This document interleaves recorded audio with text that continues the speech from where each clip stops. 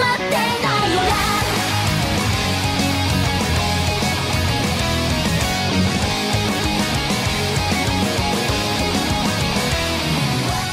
what's going on, everybody? My name is Tyler. And I'm Luke.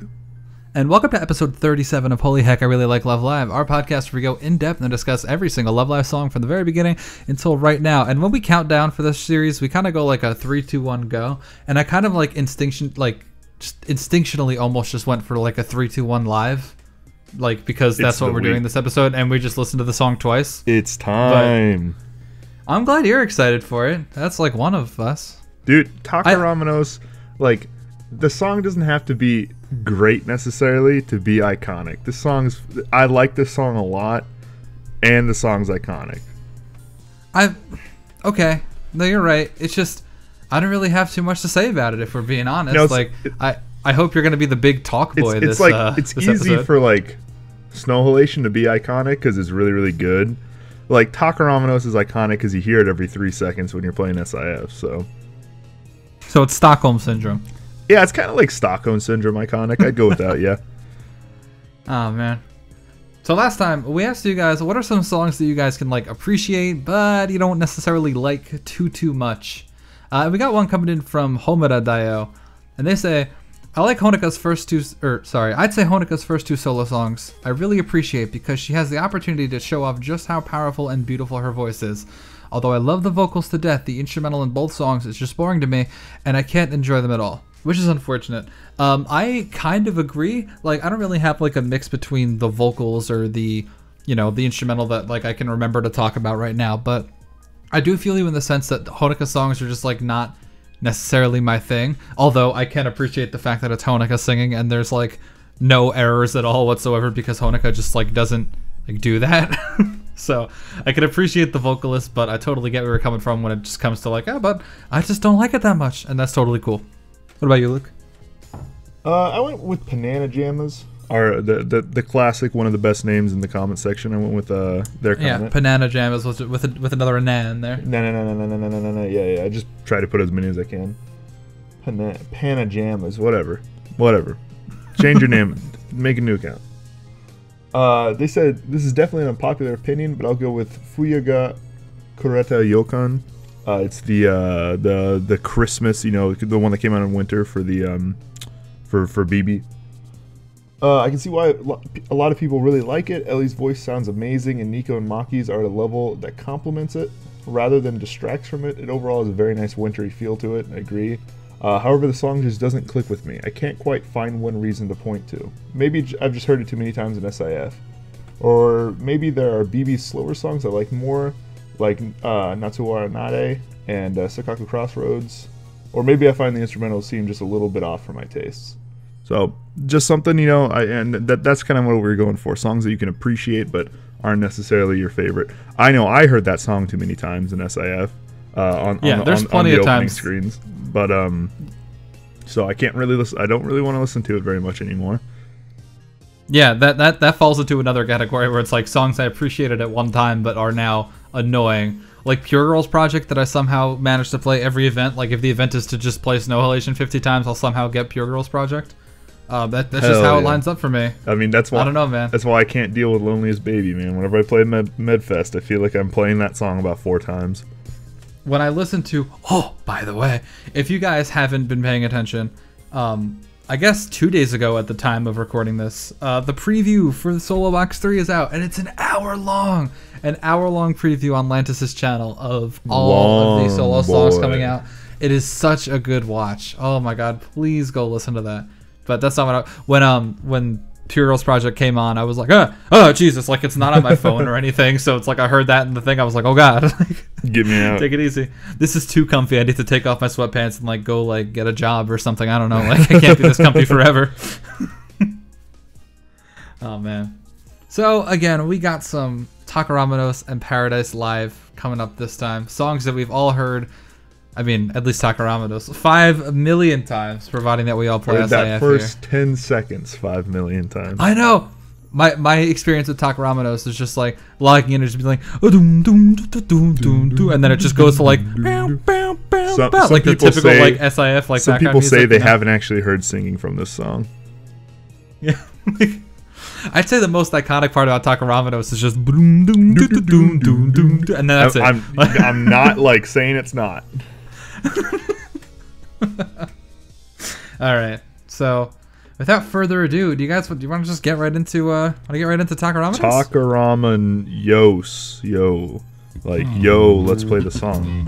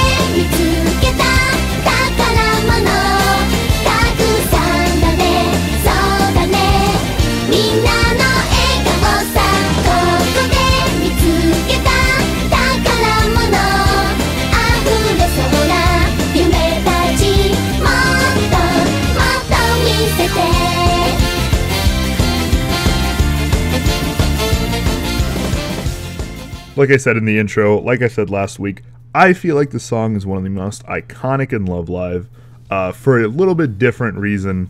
Why I would say my other most iconic songs are. I don't think this song is necessarily great.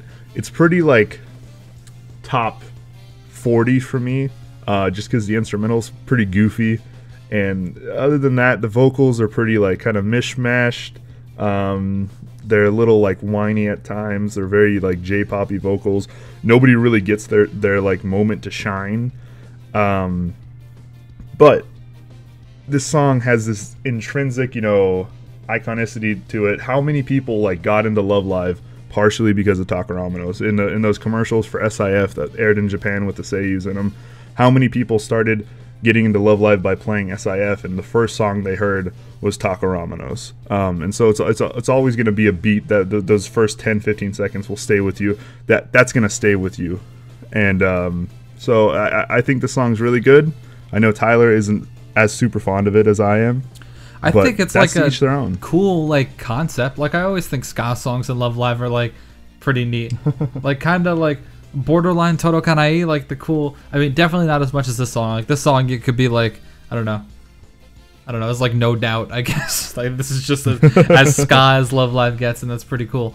But like I don't know. I just like you're totally right. Like the bass line is really iconic, and the little like it's a fun song. It's goofy as hell. Like I like how it goes from the bass line to just like bam, bam, bam, bam, bam, bam. You know what I'm talking about? Like the downstroke, upstroke. Yeah. I'll talk about that later. But like I just think it's really cool, and I really like the instrumental a lot. And I can't tell you if I'd like it more if it just stayed the instrumental for the whole song. If we're being honest, like I don't think this is a great Love Live song. Honestly, I think like it's a super awesome like beat, but I don't know if like I would almost never say this about like a Love Live song, because I holy heck I really like this franchise, but like I don't know, it's I just feel like the girls don't like add really that much to this song. Honestly, I think this song is like almost completely just about the backing, like, and you just go, oh, that's cool after you listen to it like 100 times, and that's kind of it. Yeah, no, I 100% agree. The vocals are pretty bland. Nobody really gets like you get a full unit song, and nobody really gets solos in it. I think you got trios that play throughout it, but really like nothing feels different from each other, which is unfortunate. But man, the instrumental is very funny, very goofy in this song. Start off, like I've said before, I really love trumpets in songs. Yes. We got a lot of trumpets in this song. Yeah, we got layered saxophones and trumpets playing the same things, just at different octaves in both ears. That's cool. When you get the brass section into a song, like that's when I can like start saying, okay, you know what, I need to take a second look at this one. Yeah. Not that I don't take a second listen to every Love Live song. Pretty much every Love Live song without brass, I don't listen to more than once. Wow. Pretty much, I've never listened to Snow Halation except for once. Yeah, we did it on the show. Listened to it once. I was like, move on. Yeah, this song sounds pretty great. My first time listening to it. To get in our Snow Halation quota every episode. Ruby. Unfortunately, can't talk about Ruby this episode. I'll find some way to get sports balls. And there's a great comment last week. Raps in 7 over Houston. I'm not sure if I believe in either of those teams. I don't believe in the Raptors 100%. They've had, 3 or 4 years of the same thing going, and they haven't done anything with it. They're playing great this year, yeah, but we'll just have to see in the playoffs, see if Kyle Lowry shows up for once. And I'm just not yet a believer in James Harden. We'll have to see what happens in the playoffs, or in Chris Paul. So we'll see. Both those teams, if they play like they are now, have a good shot of winning it all. But we'll see. I really hope someone's 999. Yeah. I really hope someone skipping around the video just landed on that part and they're like, what? What? This is a Love Live show. This is a whatever we feel like talking about show. Coincidentally, every single note I wrote down for the song is about the instrumental, and that wasn't because I tried. That's just the things that stuck out to me the most, and there is literally not a vocal note on here. And we apologize if you really like the vocals of the song. Of course we like them. I just think that they're the most unremarkable vocals in a long time. They're right up there. They're right up there. I can't think of more unremarkable vocals that we've ever done on the show. Because at least in subunit songs that don't have great vocals, there's only 3 girls, so people get solos, which is always something that's worth cool. Noting and worth talking about. But there's just there's not much going on in this song. It feels very J-poppy and borderline generic vocally. Good thing we got this cool ass backing to help shore it up. But we can go on and on about the backing, so that's cool. We got the same kind of drum beat that was popular in Sunny Day Song and Hand in Hand, that EJ defined for us as the really fast old school Motown beat, where it's kind of like a 1 2 1 2 1 2 1 2 of a snare and a cymbal. Or wait, yeah, I think so. Sorry, I'm not a drum boy. But that just kind of adds the whole fun feeling of it. Then you got the double layered horns in both ears, which is so cool. It really just kind of sounds like just a giant party or a festival, a school idol festival. If there's one thing to note about I just thought about this when you're talking about going to different years. Something kind of neat they do with the vocals at a couple moments throughout the song is they have a part of the vocal come through your left ear, and then the next part comes through both ears from your front. And then the next part comes through your right ear, which is kind of neat. Something that they do with just the audio, technical aspect rather than necessarily them singing. But between the 3 trios, they'll come into a different ear, or from the front. So that's kind of neat. It's kind of a neat thing they do with the vocals. There we go. We found the thing. And we found the one thing it doesn't actually have to do with them singing. So. So the song was performed. The song is performed by Kyo Takada. The song was composed and arranged by Kyo Takada, who is the beginning boy or girl who made Bokura no Life, Kimito no Life, 1 2 drunk, 1 2 jump, 1 2 drump, steps 0 to 1, Daisuki Datsura Daijobu or Daijobu. Yeah. So he makes all the beginning songs, and this one, which is the beginning of SIF, we reverse broke it this time. I don't think this was the beginning of SIF, but this was the song that was originally made for SIF. Yeah, there we go. Yeah, we'll say that one. Also, can we talk about the album art? This song has got great album art. Oh my god, there's so much going on in this one. I'll throw that on screen right now. Here you go. The best part about this album art by far is just the set. I know Tyler has said before he's not a huge fan of the cheerleader set. I love the cheerleader set. It gave us the big sweat and aquas. So there's just, I love the little the headsets they got on. That's some Dolby do action or Bolby, whatever the hell it's called. Bolby? That's good stuff. Bolby, slap, slap, slap. Clap, clap, clap. I'm worried about their headsets. Look, just in the album art. Yeah, I get it, Bolby. Yeah, I get it. You get it? Okay, Bolby. Yeah. That's our boy. Just in the album art, Nico's are already flying off. This worries me. Dude, I mean, they're she's at least 7,000 feet into the air. Oh right. Okay. I think what you got to worry about is their impending doom. No one's worried this time, like Maki in the other album art. They've all just accepted their fate at this point. Yeah, they're ready for it. Oh man. Yeah. Good song. I think the song's pretty okay. It's just not remarkable enough, but I think it is iconic. I think it is pretty iconic. There's one or two other cool things, like the whole down upstroke thing. It's really popular in ska music. Well, this is ska music, so hey, check it out. Where it's like when you're strumming a guitar, everybody knows that when you strum a guitar, like you can strum down, you can strum up. Strumming, if you don't know, obviously, is just when you like hit the strings to make the noise come out of a guitar. So what this song does that's really cool to kind of like get you that like bam bam bam bam bam bam bam sound is you mute the downstroke. So like when you go down like away from your face, and then the upstroke when you come up towards your face is what creates the note. Like so instead of like if it wasn't there, it would be like a ba ba ba ba ba ba ba ba ba ba ba ba ba ba ba, because one of them is muted. You get like a nice little ba ba ba ba ba ba ba, and that's really popular in ska music. And that translates well with trumpets. So hey, perfect. So that's something. It is a trumpet. So that's something really cool. I was happy I got to get my guitar plug in here somewhere. And there's whip out the guitar, start playing it. No, and then no, little bit of trivia bit that I didn't actually know, but shout out to the Love Live Wiki. I'm just gonna directly quote this. The choreography for the song's live performance involves the voice actresses waving a pom-pom in a wide semicircle around themselves when they sing the word Takaramono in the chorus. This is to mimic the action of hitting the notes in Love Live School Idol Festival, which is really cool. It's pretty important. That's a big deal. I've never seen the song live, so I'm sure it's a good performance. But judging by how we just kind of ruined it, I don't know. It's pretty good. This is fourth live, or I guess this is fifth live. Go, so fifth live.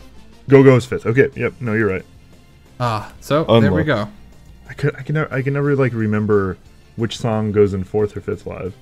It's pretty easy to like remember, you know, where you know if you watch a video of third, second, first, or sixth. But I don't know, man. I have a lot of trouble with fourth and fifth.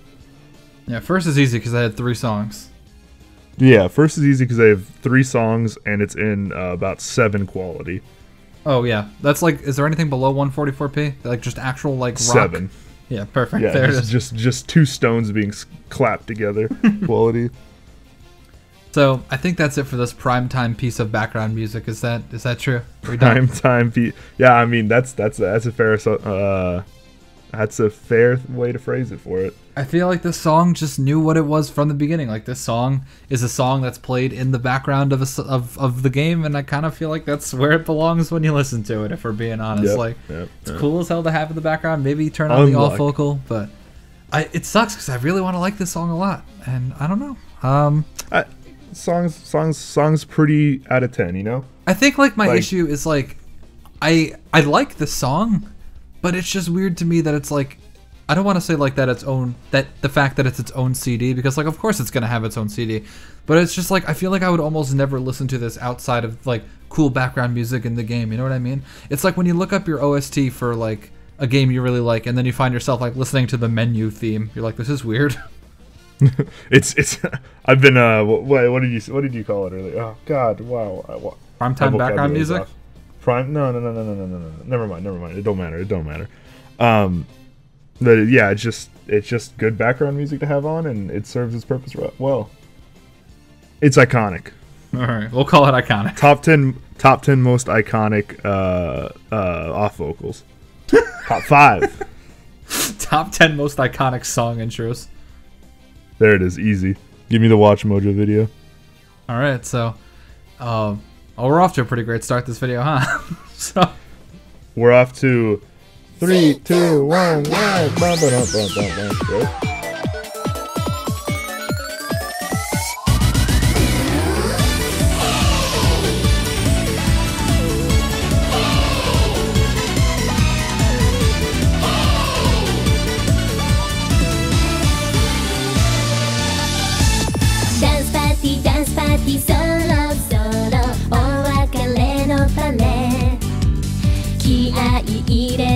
高く飛ぶよせーのでジャンピンジャンピンダンスパーティーダンスパーティーでもまた会いましょう忘れな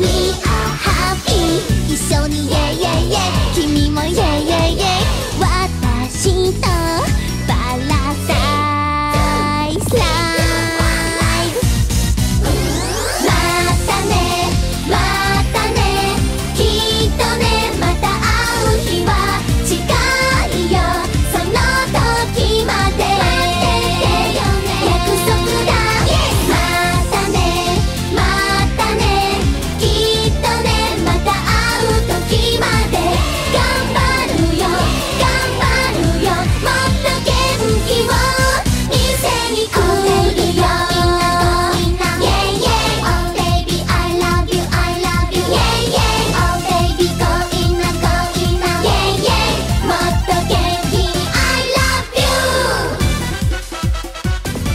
So you know how sometimes when you're scrolling through songs in SIF, you'll like stay on a song for like a little too long, and then that song will play like over all the other ones that you're like scrolling past. You know what I'm talking about? Yeah. You'll stay on it for half a second rather than a quarter. Yeah. Like for some reason I always end up doing it with this song. I don't know why. So my theme for scrolling through and looking through a song is 3, 2, 1, live, before I like land on another song just to stop it. Like every time I hear like a little like whistly like piccolo like I'm like, what is this? Like I just kind of turn my face into this weird like contorted grimace. I'm like, what is going on? It's another like weird, kind of goofy, funny backing, and I love it. It is just so I don't get it. Like that is the last thing I'd want to like if someone was like if I was getting hyped at a music festival or something and someone's like 3, 2, 1, I'm like, oh, what's gonna happen? That is like actually the last thing I'd ever expect to have happen. Is just have this piccolo ass thing in my face. Like, what is this? Like they bring out like a guy in like rainbow suspenders or something, starting like playing this. Like, this is pretty hard a rainbow suspenders song that the weird guy in like 7th grade band always wanted to play, but nobody else ever did. Yeah. But he was really good.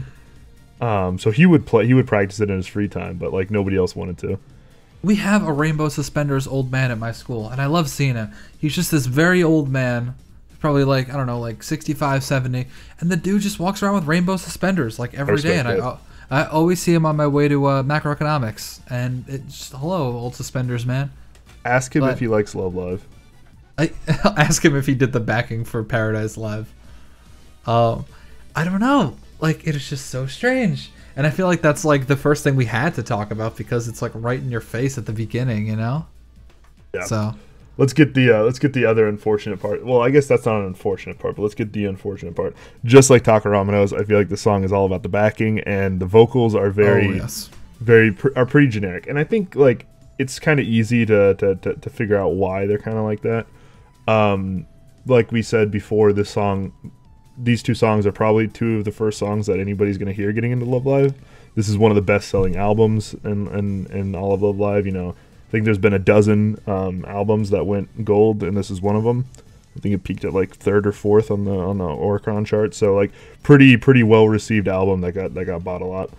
And these are two of the first songs you're going to hear, and they're pretty like generic. They'll fit into a lot of people's, like vocally. They'll fit into like what a lot of people are expecting, this animated J-pop group to sound like, and then they can kind of branch out from there. But the backing's kind of interesting and weird, so that maybe people will be like, This is exactly what I thought Muse was when I didn't know what Muse was. Like when I first started getting into Aquas, I was like, isn't Muse just like only J-pop? And like I swear, if I would have known this song, I would have been like, aren't all songs like Paradise Live? That's what I would have thought of. But yeah, I don't know. It's just Mario Party music. This is a mini game. That's a good way of putting it. It feels just like Mario Party music, or like on the really goofy Mario Kart track. The music that plays when you get this is like fucking like Koopa Koopa Beach or something. Yeah. The music kind of speeds up when you get the star. This is the star music. Yeah. I don't know. The song is just so, I don't know. Maybe I'm like wrong in saying this, but do the yays sound like a little forced? Like I I get a little bit of syndrome of when we talked about Awaken the Power a long time ago, how the yays just, or there was that part in that song that just feels very like unenergetic that Sarah sings out. Oh, the Zettai fucking 9000. It just doesn't sound super energetic. Like they're probably into it, but they're more focused on sounding good rather than sounding fun. And I feel you. The yays in this song can kind of feel like that. The hype parts can kind of fall flat. I just like I'm so used to like the good thing being like they sound crazy happy to scream yay, and like sometimes to the expense of sounding like cohesive, you know what I mean? Like sometimes it'll be like a yeah, and it's just like it's just like fun to listen to because they're like so out of pitch, but you can tell like they're enjoying it, and I like that way more than if they were like trying to sing it on purpose. And this time it just kind of seems like some executive told them like, hey, like make sure you hit the pitch, and then they all kind of were just like yay. And that's just like, I don't know. You get a lot of that chaos live when songs are performed. And like weird thing about this song, never got performed live. Like I would have just assumed it was performed when Takaramonozu was performed, but I guess not. One of the ones I can think of that comes right to mind is No Brand Girls, where it's like I'm like the second like hi in the chorus, like they're all just losing themselves, like especially Uchi just goes like Uchi's nuts. Like having a seizure, like it's great. And songs with a lot of highs, or like a lot of times where they're just screaming like the 3 2 1 live would have been really fun live, but we never got the 3 2 1 live. It never happened. Maybe they would have like I would have amended my statement with something along the lines of like, but they sound great when they say yay live, but I guess we'll never know. This feels like a song that would have been really fun and really enjoyable live, but we never got it. Thanks, Lantis. Yeah, that's totally in its own category, my dude, where it's like when I was listening to the song at home, I thought it was good. It's like Daydream Warrior, or like, I don't know, like Thrilling One Way. It's like, yeah, it's a really nice song, but then you heard it live and it was the most hyped thing ever. Oh my God. Like, man, those songs were good. Ooh. And I just feel like this would totally fit into that boat where it's just like, when I listen to it at home, it's whatever. But as soon as I hear it live, man, everybody stands up. Everybody's playing their own piccolo that they brought in their own rainbow suspenders. Like, yeah, I mean, like a live performance of a song can elevate the song so much. Snow Halation, great song. It's the level of iconic that it is because of the live performance, because of what's been done with the live performances. So like, it can really elevate a song from very good. Shout out to the very first group of people who were like, the little screaming with orange glow sticks in the front. Yeah, all the way in the front of the first live. On the 7p video we see it. Oh, man. That's probably on DVD, never going to be on Blu-ray. It's probably on Blu-ray. It's on someone's, like, someone was recording in the crowd. Well, they probably got shot dead by Lantis after, so maybe not. Yeah. They had to exterminate the entire crowd. Just toss some grenades in there. Get the idols off the stage. Yeah, one person like gets caught recording, so they just like tear gas the crowd. Oh my God, that's funny. Is it me, or are the vocals mixed a little louder than the instrumental? Am I imagining that? I think you could say that about both the songs. That the vocals are kind of like loud, and it can be kind of hard to listen to the instrumental, which is the good part of the song. Like, I love vocals in Love Live. I love vocals in Love Live, but like, neither of these songs have the good part of vocals in Love Live, which is the like when everybody's just singing high notes, it just like kind of becomes a mess and not really enjoyable. Like, and that's what kind of happens in these two songs. Unfortunately, nobody has solos and everybody's just singing high, and so it's kind of like, I'm really like, in the last like minute and a half, I got like a big paranoid that this is someone's like first episode, and they're like, oh, this is cool, and then they like, we start talking, it's like, these songs aren't cool, and they're like, oh. These and songs then they just are cool. like never listen to us again. I'd rate these cool out of 10. Yeah, no, these songs are fine. It's just I just wish there was a little bit more to them. Yeah. I think like, I don't know. Like if I had to pick like some songs that would be like our background music forever on the channel, and like I couldn't change it, like I'd probably pick Takaramonozu. Like honestly, it's so great to just have in the background, but I think that's all Takaramonozu will ever be to me, and that's very unfortunate. Unlucky, yeah, just not interesting enough vocals. The song has a weird ending instrumentally where it like ends and it's just like like, you know what I'm talking about? Yeah, like, yeah. Dun, dun, dun, dun, dun, dun.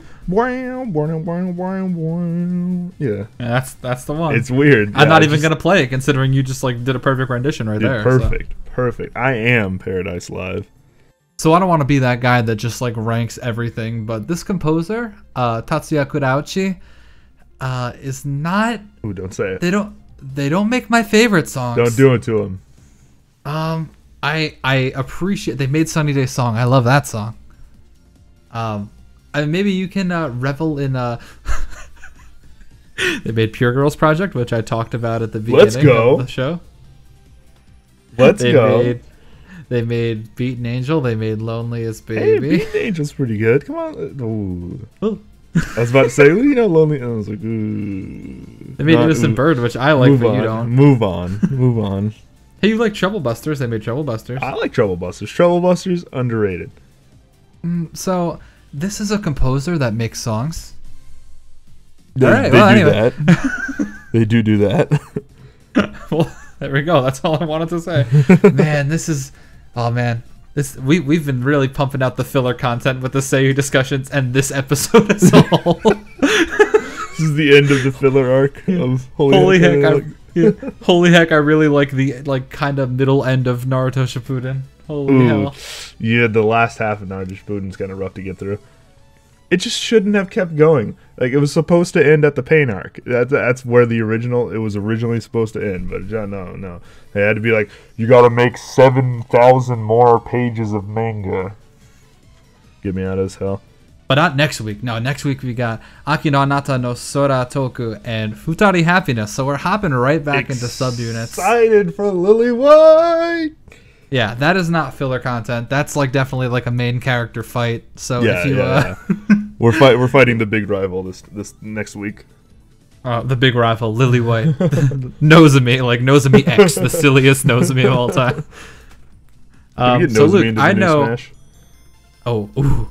Luke, I know since you wanted to. Oh yeah, since Undertale's on Switch, anything is possible. Let's crash this on Switch now. I can't wait for Crash Bandicoot and Sans and Smash. So I think you went on record telling me the other day that since we started doing questions, you immediately knew the question you wanted to do for this episode. Is that a true statement? That is a true statement, because I knew that I feel like how I feel about Takaramonozu is pretty accurate. That it's a pretty okay song, but it's incredibly iconic.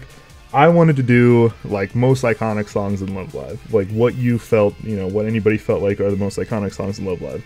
So I got a top 5. They're really in no particular order, but if I had to rank them, I would say 5 Takaramonozu. We know how important it is. We talked about it a lot. It's SIF's kind of flagship song.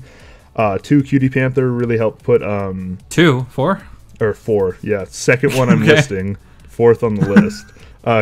Cutie Panther really helped put subunits on the map. Is probably the most well-known subunit song. They performed it all every time they performed live. They performed the song except for once, I guess. Is that right? Really? Yeah. And then 3. Wow. 3 and 2 are pretty like toss up for me. I give it to Bokutachi and Bokura wa Ima no Nakade. It's a pretty like toss up between those two. They're both really iconic. First season OP. A lot of people got into Love Live that way, and then the last animated Love Live song is pretty incredibly iconic. And then number 1 for me is pretty easily Snow. Takaramonozu again. It's Takaramonozu again. It's Paradise Live. It's Loneliest Baby. No, number 1 for me is pretty easily Snow Halation. What about you, Tyler? That's my list. I feel like you probably just like named like the most iconic songs, and there's like not really like a discussion about this. I've thought about it a lot, and I've thought about Aqua songs. I haven't thought about it in the last 6 months or so, so I haven't really thought about new Aqua songs in that time. But like songs like Majuku Dreamer and the first Aqua song. I'm so bad with names. Kimi no Kokoro, like pretty much barely missed the cusp. If I had I was gonna say mine's probably like a number 6 on yours. Like I was gonna say Mijuku Dreamer. I always hate that I always answer Mijuku Dreamer for all these questions, but I feel like it legitimately like really fits in this one. It's I mean like you could probably go any like Mijuku Dreamer, Kimi no Kokoro, or Aozora Jumping Heart. Like they all, anytime Aqua's performs live, they perform Aozora. Except for like kind of recently when they started doing the second OP. Well, maybe they did Aozora too. I don't know, like the full set list, but so yeah, I mean, there's not much discussion. I feel like you're probably right in the sense that Aqua's is a little bit less iconic, but at the same time it's also weird because now there's more Love Live fans than ever, you know? So Yeah. like I feel like more people have probably heard like Alzora Jumping Heart than maybe like, I don't know, like Bokura wa Iba no Nakade or like Cutie Panther even, you know? Yeah. But like and if we're talking like a sheer numbers game, but if you're talking like just just being iconic, then yeah, you're right. The Jumping Heart, when I first came up with this top 5, was like 6, and it was like fighting with Takaramonozu. I ended up putting Takaramonozu, but like it could have been either or, you know. Where I kind of like rank iconicity is like what song really got like the most people into the franchise, or like had such an important thing live, you know. The first OP, the first Love Live OP, you know, how many people was that their first Love Live song, you know? Well, I guess Susume Tomorrow plays before it, doesn't it? Whatever. Yeah, but that's unfortunate. Like, and then on the other hand, Bokutachi and Snow Halation just have such amazing things done with them live that, you know, you'll never forget watching that. Oh, you'll definitely not forget. Neither will your, I don't know, what produces tears in humans. I won't forget either. Neither will your tear ducts. I don't know where they come from. Oh, but. perfect. If you had to pick a song from season 2, what do you think will end up being like the most remembered one in the long run? You think it's My Mai Tonight? I think it might be My Mai Tonight. I think it's My Mai Tonight just because of it was the only song. It's one of 2 songs in Aqua's that has peaked at number 2 on the charts. I'm pretty sure. I was just looking at the charts again because I like doing that every once in a while. I hadn't looked in a long time. Awaken the Power might also be. It went gold. It peaked lower than My Mai Tonight, but it went gold. Well, My Mai Tonight hasn't gone gold yet. I think that might just be like inherently more iconic, given the fact that it's like a unique circumstance and the fact that it's Saint Aqua Snow, and that's the other thing. Yeah. Being a Saint Aqua Snow song is really iconic also. So it's definitely one of those two. But we'll have to see. We'll have to check back in a year or two. Yeah, definitely. But anyway, I think we just answered all the questions for the audience. So let us know down below anything. Just talk about anything, whatever. Yeah, just talk about anything. So yeah. I don't want to apologize because I've had like a ton of fun doing it, but I like the last 2 bonus episodes with just rambling about absolutely nothing versus this episode where we kind of like the whole time and like talked about how good the off vocal is. Definitely expect a quality sharp turn up next episode. Yeah, in our bonus episode we're going to talk about the brand new box set preview, and I'm really excited for that. Pretty excited, yeah. And for the actual song analysis, we're going to go right back into subunits, which is always exciting. And even if a song is boring, there is still a lot to say about subunit songs, given the fact that there's so many solos. There's more room to talk about everything, basically. Yep. And sorry, no bonus this week. We were both kind of really busy all week, so just couldn't get around to doing one. But we're always going to poop out these ones for you guys. Pop out these ones. Or poop out. Same thing. Depending on like how you feel about this episode. Yo, there's like a spectrum, you know? It's like 9 girls, it's like there's quite a bit to say. 3 girls, it's like, oh my god, there's like an overload to say. And then you'd think like 1 girl, you'd be like, there's too much to say. But then you get to 1 girl and it's like, there's not a whole lot, you know? Like they sound really good, so it's like a finite amount. You gotta get like a I think 3 is like the perfect number. Let's get the 4-man song, and that's probably the most that we'd have to say. 4-woman song? No, I don't think there's only 5-man songs. Yeah, there's a 5-man. Yeah. Is Aren't there 2? Yeah, the Right Before Me, Chuka Dreamer. That's 5. Wait. No, there's only 6, man, isn't there? Yeah. How much is Love Wing Bell? Love Wing Bell is 6. That's just minus the second years, right? Yeah. And the then there's a Muse song that has 7. So yeah, we never get less than 6. And then we have an 8 Aqua song. That's Omoio. Wow, I'm drunk. Okay, never mind. a little tipsy. I've been drinking. All right, so let us know down below. We didn't even have that many let us know down belows real quick in this episode. We didn't, did we?